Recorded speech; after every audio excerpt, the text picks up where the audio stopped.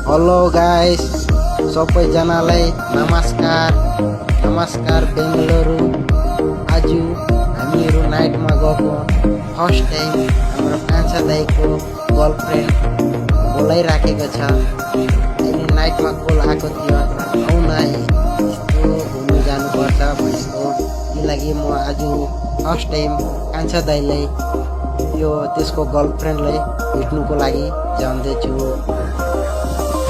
By bye गाइसहरू।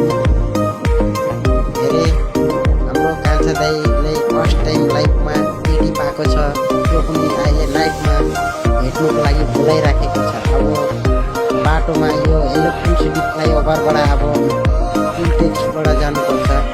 म यो video अलिकति सानोमा बनाएको, अब फ्लाइओभर माथिको बनाउँछु। भिडियोलाई लाइक गरिदिनु अनि कमेन्टमा नमस्कार भनिदिनु। Okay guys.